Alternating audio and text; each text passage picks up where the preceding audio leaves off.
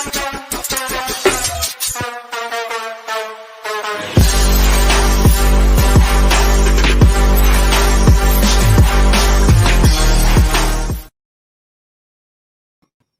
up? Good morning, everyone. Welcome to Crocker and Cohn. That's Crocker. I'm Cohn. It's Combine Week. News is coming out about the 49ers. It's not just rumors and stuff. It's John Lynch talking, and he said a bunch about Jimmy Garoppolo and Trey Lance yesterday. He said the stuff that I think a lot of fans wanted to hear, that they're definitely trying to trade Jimmy Garoppolo, and they're almost certainly moving forward with Lance, whether or not Jimmy's here next year. What did you think of John Lynch saying it that clearly? Yeah, that was the first thing I kind of took away from everything was that they are doing everything that they possibly can to try to move on from Jimmy. And I think the injury kind of somewhat threw a wrench in it. It sounded like he was caught off guard a little bit by it, was a little surprised. Not going to say it's minor, but it's minor. Yeah. Then he threw out the minor thing. Then you had, I believe it was like Ian Rappaport come out and say, no, it's not minor. It's just throwing his shoulder. So Kyle is trying to, John. Yeah. He's trying to we got to get this dude out of here. We need to make sure that we can get something in return for him. But the main thing I took away from that, especially with everyone, the mainstream media, Ian Rappaport, Adam Schefter, what they've been saying, Jimmy could potentially be around next year. I don't see that happening at all after listening to John Lynch and how he was wording things. Thank goodness, because a second year of this, I think, would be insane. I mean, I understand why the Niners – I mean, yeah, absolutely, for sure. I was kind of hoping – I think we were throwing out those conspiracy theories all year, like, are you sure it's going to be hard? This is good news, though, because I feel like the biggest reason Jimmy started this year is because the locker room wanted him to, and Kyle was unwilling to overrule the locker room. And if you bring him back, what's going to be different? I mean, so many of those vets love Jimmy. I think you have to make a statement that we're – making a business decision and going in a new direction. And any coach that doesn't want to be a part of it can leave. Any player that doesn't want to be a part of it can leave, and make the statement now and make it strong. And I think they are. The thing is, he's like, well, we could bring Jimmy Garoppolo back. Is that just to preserve some trade value, I guess? I mean, that's just, scary. You know, in any walks of life, right? You don't want to shut the door or anything. What if, and not knock on wood, what if Trey Lance is out there training and something crazy happens, right? And now all of a sudden it's like, okay, we need to keep Jimmy. So you want to kind of keep that door cracked just a little bit, but it's barely cracked. It's barely cracked. I like that. So it's like, okay, it's like anything could happen, but it's like a 1% chance he could come back. That makes me feel good. Yeah. That should make fans feel good. Why did it take this long for them to say it? I think the Joe Montana thing kind of threw him off. They're like, he's talking to players in our locker room. He's trying to say that Trey's not ready. I guess we have to make a real clear statement here. And they did.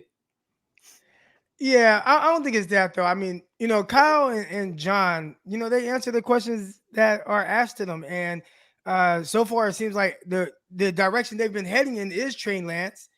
But, the media, and again, I don't know what's being said behind closed doors. Maybe they're saying something totally different to the reporters and things like that. But it sounds like they've kind of alluded to this happening. So I don't think anybody should be shocked.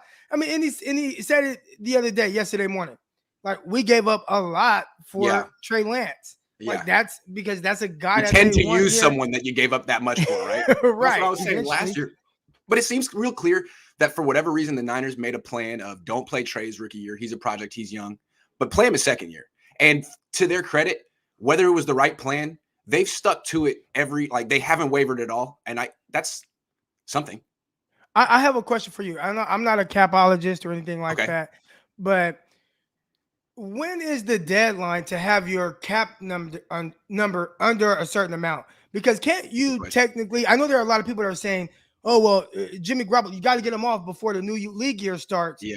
But I'm not so sure that's true. I think it's later in the year where you have to be under that number. So I think if they operate with the assumption that Jimmy Garoppolo won't be there, and at some point his $25 million or whatever will be off his books, I think they could still make the same roster moves as far as, free agency and things like that as they would if he wasn't on the roster. Does that make sense? I don't know the answer to this, but I think you're right. I don't think you have to be under the cap when the league year starts. It just means that they won't be able to make moves.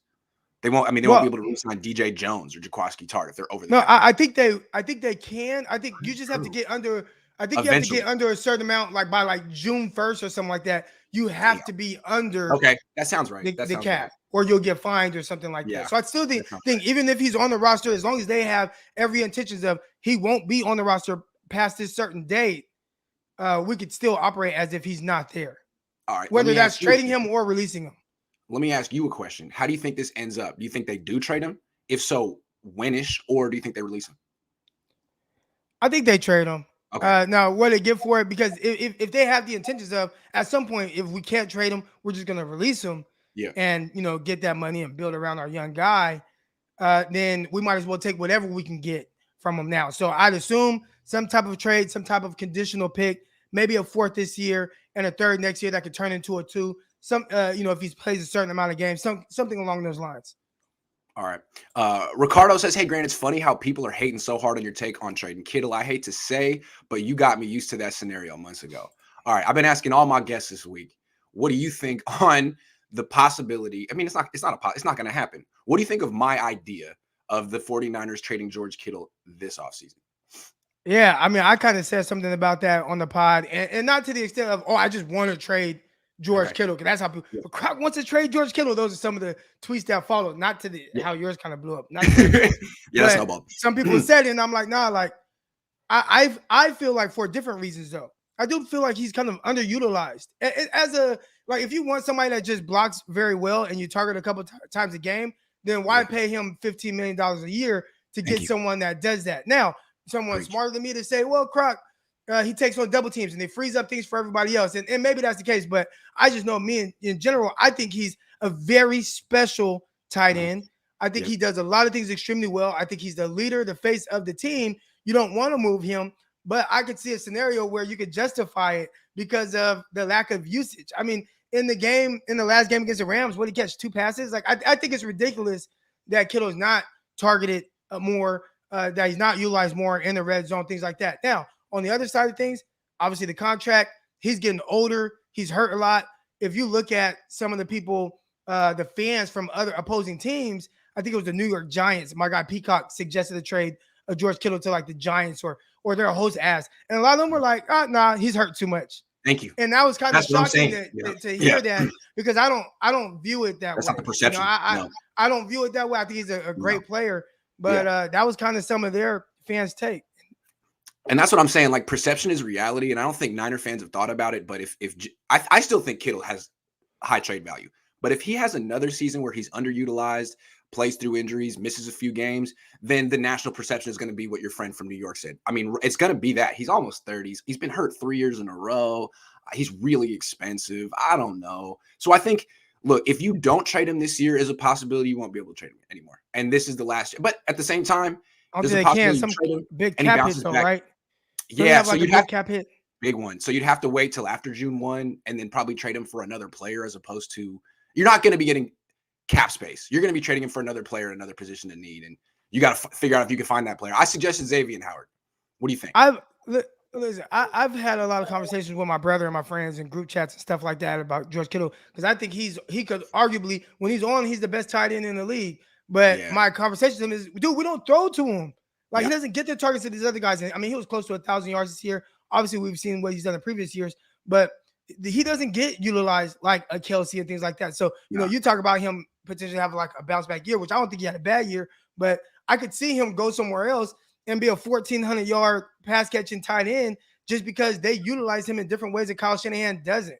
And, I don't think, obviously I think Kyle is great, but you got to walk on, you got to tread water lightly with some of the fans and how they'll take some of these comments out of context. But I don't think they utilize him to his full potential on a consistent basis.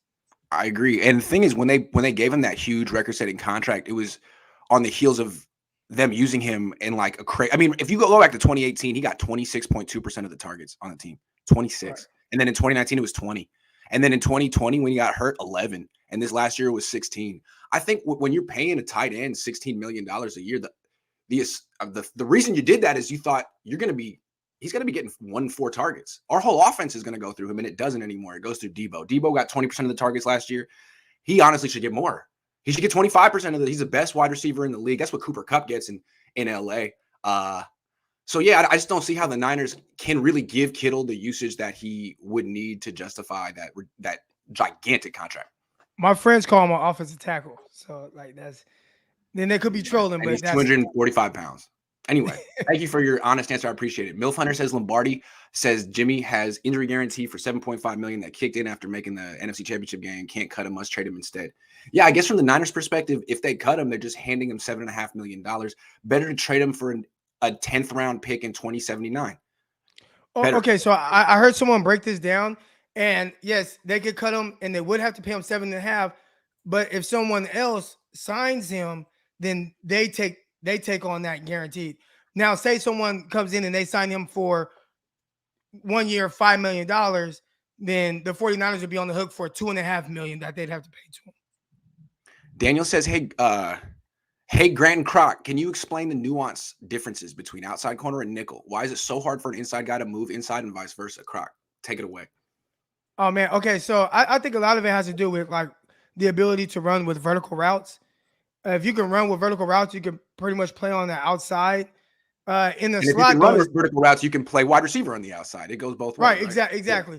Now, as far as being like a nickel, it's challenging because your change of direction has to be much better. You know, there's a lot of space. When you're there, guys have a two-way go, and you are more involved in the run game, and you are more involved in the communication between the outside guys and linebackers because of coverage and understanding spacing and things like that. So I think just from a pure man perspective, it's harder just because, you know, when you're on the outside, the sideline is a 12th man. He's a 12th defender. Yeah. When you're in the nickel, you don't have that. And there's so much space this way, so much space that way. Got to play more honest. You got to be more quick twitch with your foot and change of direction. It's almost like that's just kind of a broad overview perspective of it. It seems like kind of different skill sets, and that would explain why it's kind of rare to see people excel at both. Yeah, and then that's why you don't see guys like, you know, a Richard Sherman play in the slot like that. That his change of direction, you know, that doesn't match his skill set and what he is. He's a pure outside type guy. Whereas maybe like a Cohn Williams, who is terrific in short areas, doesn't really have the long speed to run vertical. I think ideally you would like to have somebody that has the quick feet, change of direction, and also the ability to run well with vertically pushing routes. And that guy is a top 10 pick if he's ever coming out in the draft. That guy or like a you know, Chris Harris Jr., you know, a guy who kind of mastered that, who started, he played in base situations, play on the outside, and then in nickel situations, they bring him in the nickel and bring in Bradley Roby to play the outside corner. Carlos Rogers 10 years ago. Right. Which that was an interesting inside guy. Kind of got ate up by Victor Cruz. I'll never forget that. Goodness gracious. Victor Cruz wrote about it in his book. Did he? Yes. I like Carlos Rogers. He used to talk once a week in his locker room, and he would always have like an Adidas sweatsuit on. He looked real fresh. He was always nice, always smiling. Yeah. Nice guy. He was cool. All right. More news from the combine. John Lynch is real interesting how he frames things. He says, Alex Mack is leaning toward coming back. All I hear is May 3rd and Alex Mack hasn't made up his mind. That's how I hear it. Like, okay, he's leaning towards it. I don't believe you. I mean, you said Joe Staley was leaning toward it. He may or may not. All I know is he hasn't made up his mind, and there's less than 2 months until the draft. So what do you think about the center position? Is that a need? It definitely is a need. And I think that's something that they're going to want to have to address. I think the tough thing is with the center position, a lot of teams don't have a backup center, right? Like who just, let's just draft this guy to be a backup center. Usually you have a guard that could play both as a reserve guy. Yeah. Right. You know, and it's like, okay, he can slide over. He can play center in a pinch. So if you do go into the draft, you know, you draft somebody that is a center, I think you do that with the intentions that Mac won't be coming back.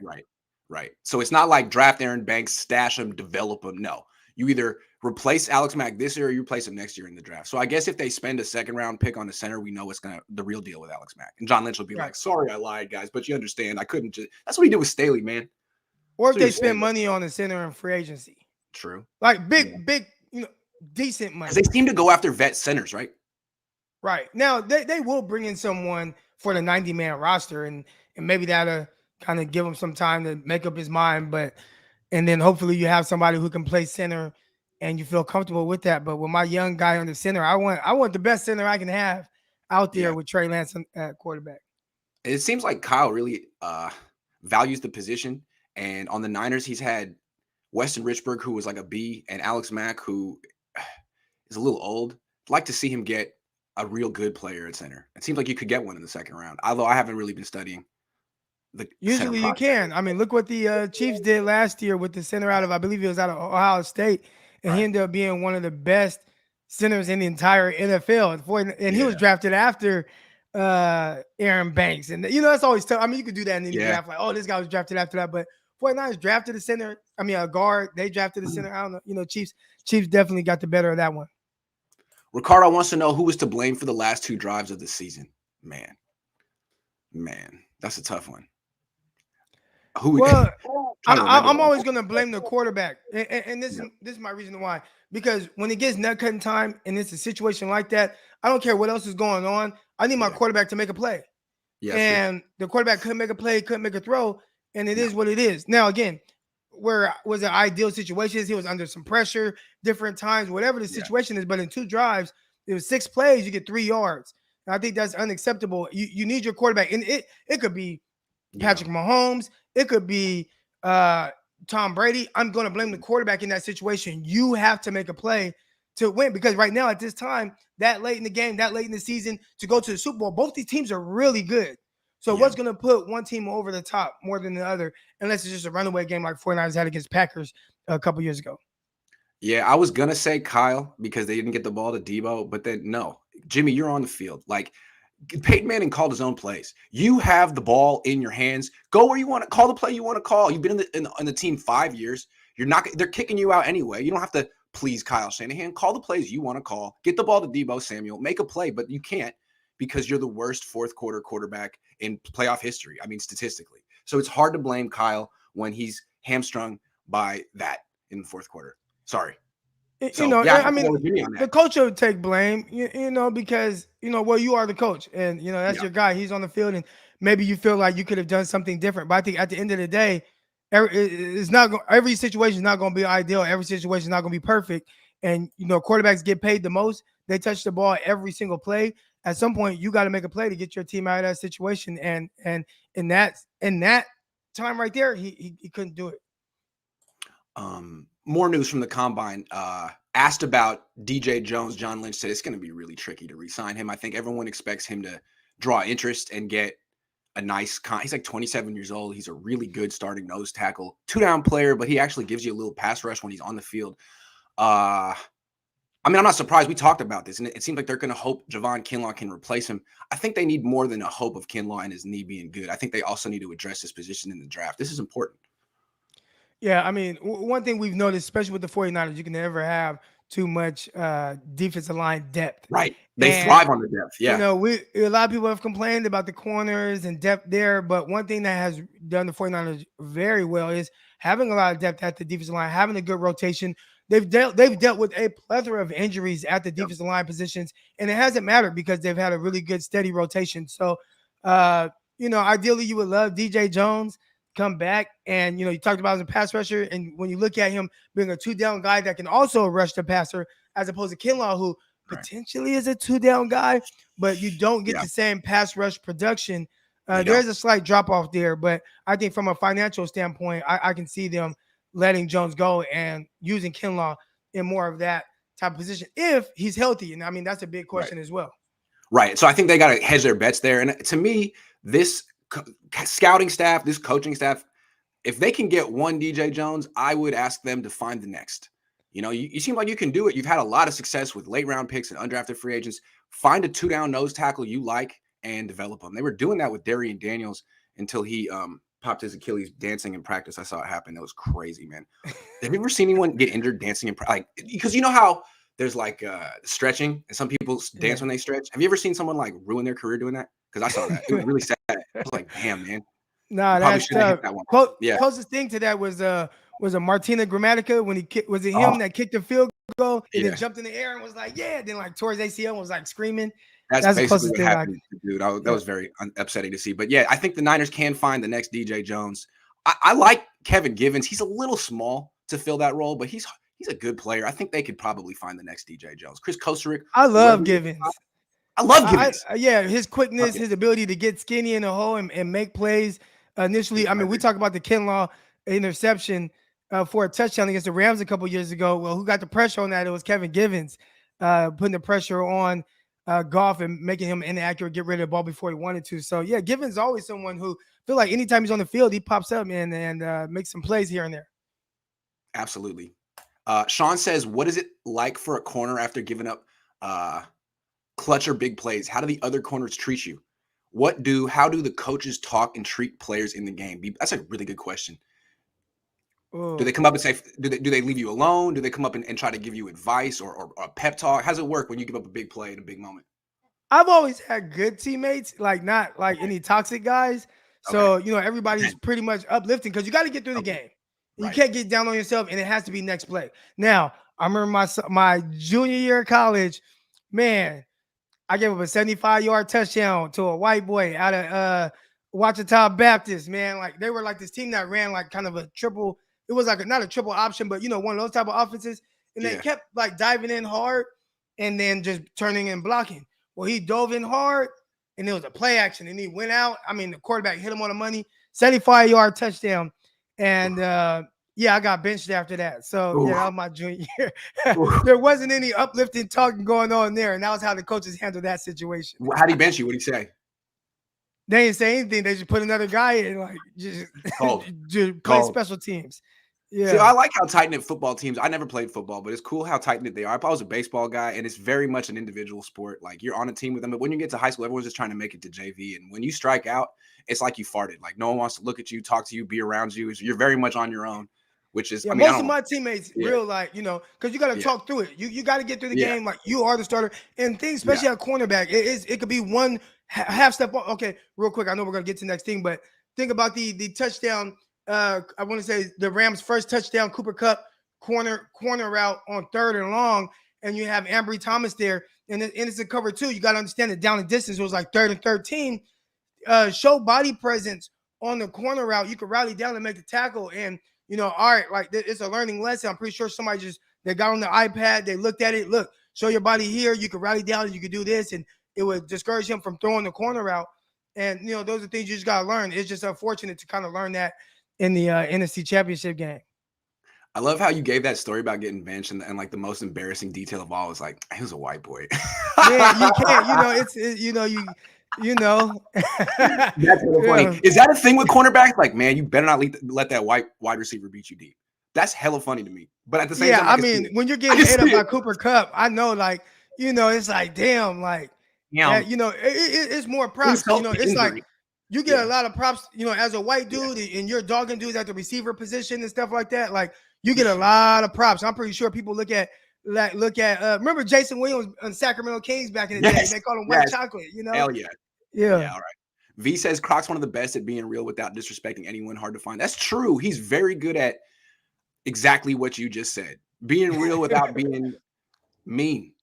I can be mean sometimes. So I appreciate it. I think I just understand, like, how the players feel. True. So I try to, bring that perspective. Yeah, I respect it. All right. Last thing that John Lynch said, this one was weird. Someone asked about Trey Sermon. Are you still into him? I mean, he was a healthy scratch repeatedly at the end of the season. And they're like, oh, yeah, yes. But he just had to learn how to run in the NFL. Croc, what the hell does that mean? I think that's BS, man. I mean, listen. Yeah. I look at Trey Sermon.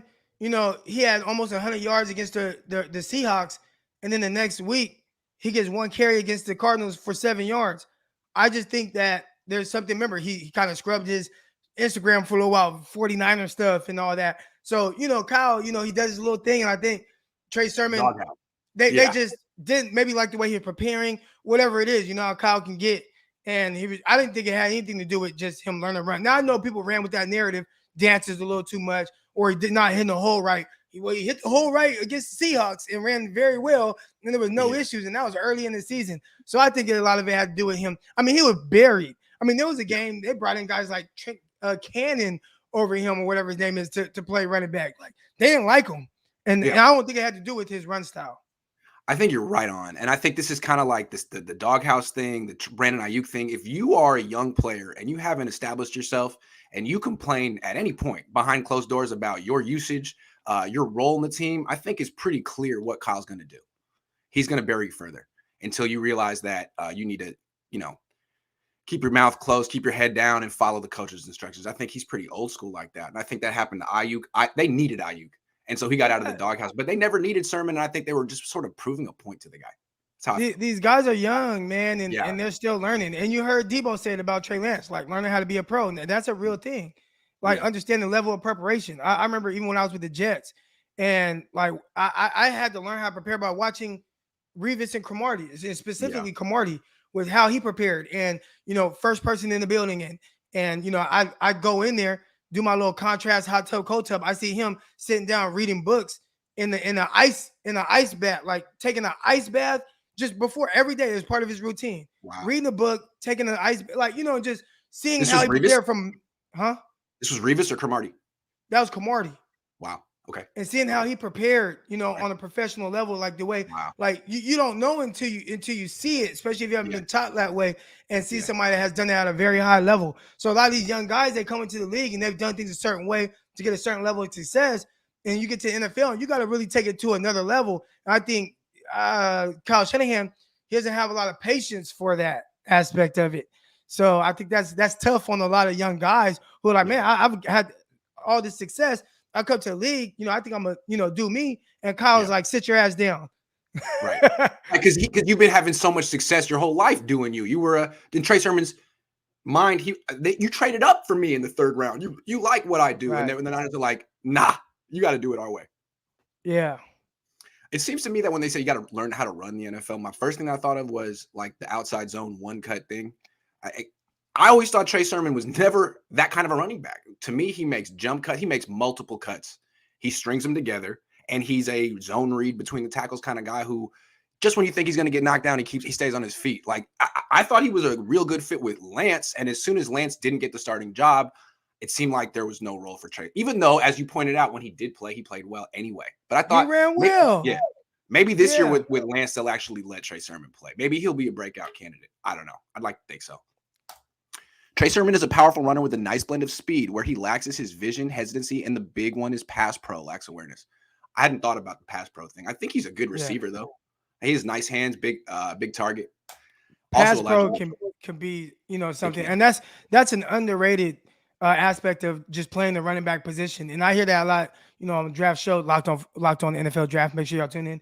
But, we talk about being a 3-down back. And a lot of it has to do with being able to pass protect, things like that. And if you're lacking there and they can't trust you in that situation, that's something else that'll keep you off the field. All right, let's play a game. The title of this show is the Breakout Candidates. I want to go back and forth, see how many we can list. I don't know. I have a few names here. And the definition is just someone who's never been to a Pro Bowl that you think has a good chance to go this year. And let's break it down, see how many people we can list, and let's analyze each one for a few minutes. Who's your first guy? Brandon Ayuk.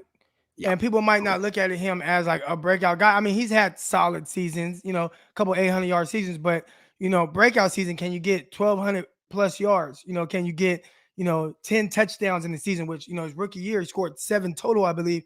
Can you get 10 tugs through the air? Can you be someone who these defenses really have to account for on a play-to-play basis and start to come into your own? And I think it's something that can definitely happen because it seems like Trey Lance really looks to him as kind of, I don't want to say that safety blanket, but you see the rapport there, pushing the ball to him down the field, even if it's incomplete, throwing balls to him in tight windows, whether it was that one completion that everybody keeps showing, it was like a 5-yard pass on the money outside shoulder, but then also that one on 1st and 25 where, he zinged it in right here when the DB was on the inside shoulder and Ayuk caught it, then broke outside against the Cardinals. So just the opportunities I think will go up for him to create more vertically pushing plays and things. So breakout player, I say Brandon Ayuk.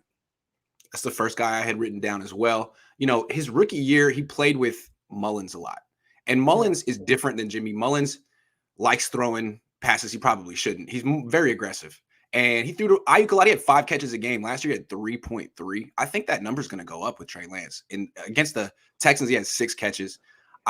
It's kind of like, remember? And hold on real quick. And, you 6 catches, but also think of the 2 big vertical shots. The one, the near touchdown in the end zone where, DB kind of pulled his arm, but, could have been 6. And then the one that was the pass interference downfield. I mean, that ball was in the air, 40-plus yards. So just the more opportunities that he's going to get down the field, I think that's going to prove to really help the 49ers offensively. Yeah, and it just kind of reminds me like Ayuk has a skill set where he's good down the field, but he also has these long arms and strong hands. And he's a good fit for a guy with a big arm like Lance. Like, remember when Alex Smith was the quarterback, he loved going to Vernon Davis, loved going to his tight end, didn't really use Crabtree that much sometimes. Then Colin Kaepernick becomes the quarterback and the offense goes through Crabtree. And Vernon Davis is like the second guy, just because it's a different skill set. And he felt Crabtree was his safety blanket. He could catch anything he threw his way, as opposed to Vernon Davis, who would like jump and catch things against his chest. So maybe they'll have that. There'll be a little bit of a shift where that's another reason I think the Niners might want to consider trading Kittle now. What if Kittle becomes the third option for Trey Lance? Kittle had 2 catches in that Texans game. 2. Yeah. So did Sherfield. I know. Some of it might be report, but one thing I've noticed, and it's on Kyle to adjust, right? Can you get George Kittle some more vertically pushing routes? Because Trey Lance's eyes they're just more aggressive than Jimmy's. I heard a stat listening to a podcast. Man, what was it? It was something crazy with the it was yards per attempt. What was it? Oh, the amount of attempts past 10 yards. And Trey Lance or Jimmy's was like 7.8% of his passes are past 10 yards. And Trey Lance's was like 18 point something. So it jumped up drastically. And that just shows how more aggressive Trey Lance is than Jimmy Garoppolo and how they see the field. Jimmy threw 92.2% of his passes within 10 yards. Oh, Jimmy. You're saying, within 10. Yeah. Wow. Yeah, man. I mean, the thing with Ayuk, you got to fact check that, but that was the numbers I heard. That sounds about right. But the thing with Ayuk, like he's really good at running routes past 10 yards, and Jimmy doesn't even look. That's a good point. All right, Brandon Ayuk, that's a good one. I think he could go for 1,000 yards, 8 touchdowns, and be a Pro Bowler. Very interesting. All right, who else you got? Well, I guess it's my turn. Let me do one. This might seem a little obvious too. I'm gonna stay on the offense. Elijah Mitchell. Elijah Mitchell had a great year. Let me just pull up his stats real quick. He only played 11 games. He didn't get to 1,000 yards. Averaged 4.7 yards per carry, and when he played, he got 18.8 attempts per game. He was a bell cow. 963 yards, 6 touchdowns. I mean, he was on the cusp of 1,000 yards. I think this year he's going to be bigger, faster, stronger in the second year. And the fact that they have Trey Lance is going to make his job way easier. I think this is a guy who could average more than 5 yards a carry and go for 1,200 yards and be a Pro Bowl, looked at as one of the top running backs in the NFC, which he probably already is. I can see that. The one thing, and again, maybe you just can't, it's inevitable at the running back position, but he got to stay a little healthier. True. I mean, he was banged up a lot, and guys are going to play with nagging things. But it just seemed like for him, and some of the things I was hearing, kind of behind the scenes, like he was the ribs issue that he was really fighting through. He had a knee issue that he was dealing with. And it's like, you go through that as a rookie where you're really banged up, fingers, whatever it was. I mean, he was dealing with something it felt like every week. And it wasn't just like, little tight hammy. It was like, this dude is hurt. Yeah. and then Kyle was like, you know what? I don't care that you're hurt. We're still going to run you 27 times a game. So, he's going to have to figure out a way, maybe a better way to kind of take care of his body so he can take more of a pounding. But, as long as he can do that, if he plays all 17 games, or let's just say he plays 15 games, maybe he misses 2 random games, I think he's a 1,200-yard back for sure. That's a good point. I feel like part of the reason he got hurt so much is the Niners early on in the season decided that a big part of their offense was just going to be running into 8-man boxes. Like they ran that dude into a brick wall over and over and over again when they probably would have done play action if they had Trey Lance. I just feel like the whole Trey Lance effect is going to space the field. Jimmy Garoppolo plays football on a miniature field, and everyone he creates a phone booth on the field. Literally, Jimmy does. Yeah. And Trey Lance is going to blow up the phone booth, and everyone's going to have more space. I think the Niners are their yards per carry is going to go up. So whoever's carrying the ball. Chris Sims alluded to that as well. Basically, after the Texans game, and this was somebody who wasn't high on Trey Lance like that. Right. He had him as his 6th quarterback in the class and then his 5th.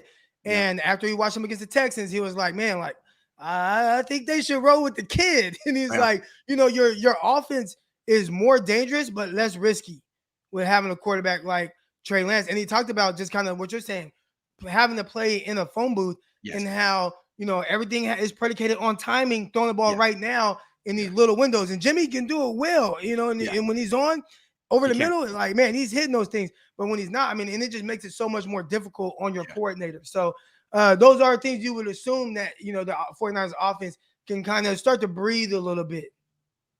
Absolutely. All right, so that's two, both on offense. Who you got next? Oh man, you got to go with. I don't even want to go with this guy because I don't think he's good. But dang, I just talked. They talked about how I'm not disrespectful to players, but Aaron Banks, I hope he can Ooh, have a breakout performance. And for me, I'm okay. going to give him the benefit of the doubt to say, you know what, I went into last year, I didn't know, and I understand now where I got to get better. One thing I'll take, I'll give Kyle and John props for. They are very upfront with their players with what they expect, and you have to get to that standard. And hopefully, is losing weight, getting lighter on your feet, being more nimble, those things for Mhm. Aaron Banks. And if he does those things, I think he's someone that can be a solid starting right guard. I think pass pro and strength, he's got that. I think the movement skills that suck. So he has to improve on that. And if he took this offseason to do that, I think he'll be a much better player and even better than a guy like Brunskill that had to start all last year at right guard. Yeah, that's another one like Trey Sermon. I'm not going to write off Aaron Banks just yet. I don't know if he ever got a shot, and I think like Sermon, Banks was drafted with Trey Lance in mind, more of a zone read up the middle running game. I think the outside zone is something you do if you're not playing 11 on 11 football. Once you have a quarterback who's part of the running game, then you need to have a big commitment to the zone read. You have to. Otherwise, what's the point of having that quarterback? And you need theoretically running backs like Trey Sermon and guards like Aaron Banks. So, yeah, I think that's a good one. Well, no reason to write him off yet. I mean, writing him off would be No, like writing off I Trey didn't Lance. like him. I didn't like him pre-draft. Like, That's I mean, fair. he was and some of the narratives that I had on him, it was really, I mean, the biggest thing was I just didn't think he moved well at all Yeah, for an right. offense that likes to move the pocket, likes to get guys on the move, all the zone stretch stuff. And when I was watching him in college, I'm like, he struggles with all that. Why are they telling us he's more athletic for a bigger guy when that's not what I'm seeing on film? So that was the part where I do want to give him a chance to, improve on those things. But, he's going to have to really challenge himself this offseason. All right, I got one. Let's go to defense. Samson Ebukam. Samson Ebukam started off real slow to the point I thought they were going to have to cut him. Like he was making no impact. But then he became the starting defensive end halfway through the season, week 7. And then by week, I don't know, week 13, he flipped a switch. He had 1 sack by week 13. And you heard Charles Omenihu say, like, give me 1 more year in this system. I feel like he was an outside linebacker that came here and had to learn to play D-end. He was learning Chris Kosteric's techniques, which were all new to him. And then the final 8 games, including the playoffs, 5.5 sacks. He had a sack, at least half a sack in every playoff game. If you prorate that over a full season, that's a guy getting double-digit sacks. And I don't know, he's the last person you think about on that line. He's always getting one-on-ones. I think Samson Ebukam could have a double-digit sack season and sneak into the Pro Bowl. I mean, how about him? I mean, I could see it. It was just, I got to see it for another year from him, or at least just kind of really flash at, that type of potential. Obviously he Yeah. improved down the stretch. And, I remember, when he was with the Rams, he was more of a 3-4 outside, 3-4, kind of more of an off-ball linebacker. They used him, and then they started to kind of use him a little bit as a pass rusher, but he just wasn't Not really much. that guy. Not much. So to see Yeah. him improve and play with that relentlessness that he did down the stretch, I think maybe you can credit Chris Kosuric to that with just figuring it out. And I think he did that with Arden Key, and I think he did that with Ebukam. Like as the season went on, those guys got better. I don't think it's a coincidence. Figuring out what their strengths were. Yeah, and I know a lot of people want the Niners to get an edge rusher because you can't have enough, and that's true. But I do think Samson Ebukam is going to establish himself as a good starting defensive end this year. That's my prediction. All right, who you got? Well, my next guy, my first guy on defense, Eric Armstead, and I think he's had a Oh, breakout season in the sense of production. But you talked about who's going to make a Pro Bowl for a first time. I think this is the year, man. Hopefully they play him more full he's time never made inside. it. That's a good I point. know. Yeah, he's I never made forgot it. that. And I thought he made it in 19. You're right. if they play him more inside and he starts to flash more as a defensive tackle, I think there's a scenario where he makes it to the Pro Bowl. Could be as an alternate, but if he can have a big sack total, who knows? But Eric Armstead, man, I think he does his best work there in the middle. Now, why they play him on the outside? I've learned, a lot of these teams are going more to quarters, 49ers included, more two high safeties, and it's hard to guard some of those deep crossing routes on big play action passes. All right, so teams have gone more to quarters. It's hard to guard those with a single high, but teams are going more to two high, so they have guys on the backside that can catch that crossing route. Well, now you have one less guy in the box. So if you have one less guy in the box, then you want to get big on the end to help be strong and stout against the outside runs. Someone who could potentially two gap, right? Yeah, so that's why you Yeah. play a guy like Armstead on the outside. But if he could play more inside again, he looked more comfortable, more at home doing that. Yeah, I mean, it was obviously the right move for the 49ers. Their defense is way better when he plays there full time. He's a good run defender on the outside, but he's not a pass rusher. He's not an edge rusher, and he can't even contain the quarterback out there. So I feel like he's a huge net positive at a defensive tackle, and not necessarily a net positive as a DN. So that's enough of that. Keep him at defensive tackle, and just like Ebukam I was talking about, after he could stay there and just be in one place, by the end of the season, you saw the improvement. So maybe, as just like I'm projecting with Ebukam, same thing could happen with Armstead. A full season at defensive tackle, he could have 10 sacks, get to the Pro Bowl. Yep. He's overdue. He got snubbed 2 years ago, I thought. He led the team in sacks. He was so upset that day. He had his hoodie on. He's like this, and he was about to cry. You know what? I understand, man. How many shots do you really get to make the Pro Bowl? He's so good. Yeah. Especially on D line, you don't know. And if you're not, JJ Watt, and then some of the stuff is hype voting, things like that. Some guys get voted in that might not necessarily deserve it. So when you do have a huge season like that, and everybody else on the 49ers going to the playoffs, and you led the team in sacks, it's like, come on, man. I got one more. I got one more on defense. Azeez Al-Shaair. Oh, that was my next guy. That was my last guy. All right. So you agree that was with me my next this guy to me turned into an impact player. I thought he was actually an impact. He was better than Fred Warner at times this year. He had more than 100 tackles. He's going to be into a contract year. This guy could be on a major push to get paid. And it seems like if he can keep up what he did the second half of last season, he's going to get paid a lot of money. So Azeez, trying to get that bag. I'm betting on him. Yeah. So there's one big thing he's going to need to do to really make a push for Pro Bowl. And is, man, get rid of those damn elbow braces. Man, he got a big old elbow brace here. Yeah. Big old elbow brace on this side. It's like he's running around with robotic arms. Like, no, he's a tremendous linebacker from Mortal Kombat. Right. We saw this from Fred Warner, right? Like when Fred Warner first kind of burst on the scene, it was like, that dude's really good. And I think with Azeez, especially seeing him and the progress he's made, I think now people they are aware of who he is now. And the teams in the league, they see it. They see it on film. They see the linebacker flying around, hitting guys, crushing his face mask, doing all those things. So now it's, all right, can you take that next step? And people are going to be anticipating it. And I think this is the year he really takes that next step. To make the Pro Bowl, a lot of it, again, has to do with hype. I think he's definitely going to have that hype heading into the season, and he's going to jump out from the jump. So when you start to expect it and then they back it up, that's when you can ultimately get those Pro Bowls in. Nate says Al-Shaair got the Barry Bonds elbow guards. It's true. He really does. That's what they look like. All right, I got one more. This may seem unfair, but the definition of breakout candidate I'm saying is someone who hasn't made a Pro Bowl that will next year. How about Trey Lance? Maybe that's too unfair to put that on the kid, but all the good quarterbacks in the NFC are leaving. Most of the good quarterbacks in the league are in the AFC. No quarterback in the NFC is going to have a better supporting cast than Lance unless the Niners trade Kittle. Don't trade Kittle, please. No, seriously. I think Trey Lance is set up to have a really good year. Expectations are kind of low because everyone says he's not ready. If he comes out and plays, it takes his offense to another level like Stafford did. I think he'll probably be a Pro Bowler.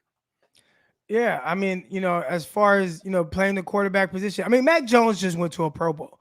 That's what I'm saying. I thought he kind of did the bare minimum, right? Wrote a good defense, wrote a good run game, and make a few throws here and there, and win some games, and your team go to the playoffs.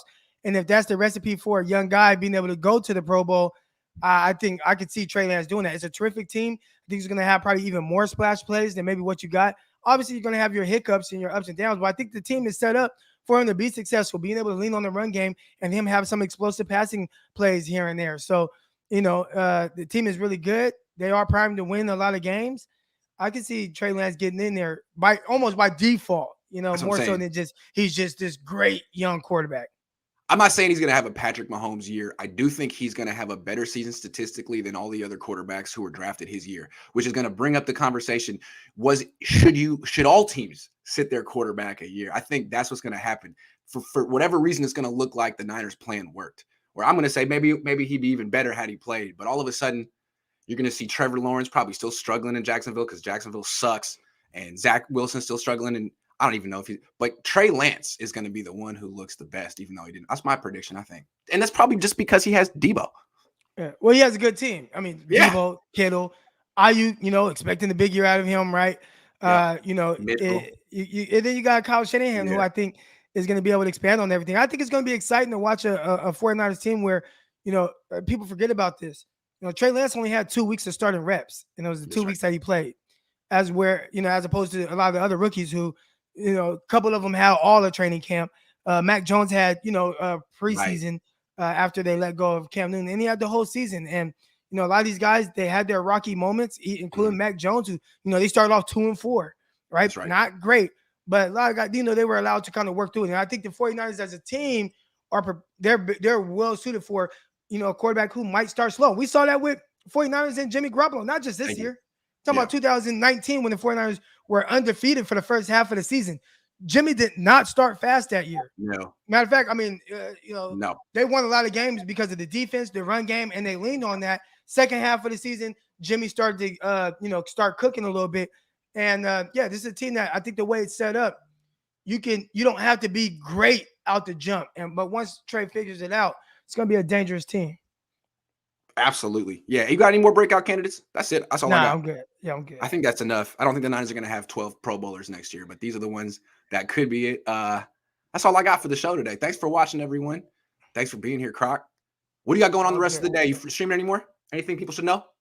Locked On 49ers later today. Cool. I'm actually I'm getting my little home theater stuff installed, so I'm excited about that.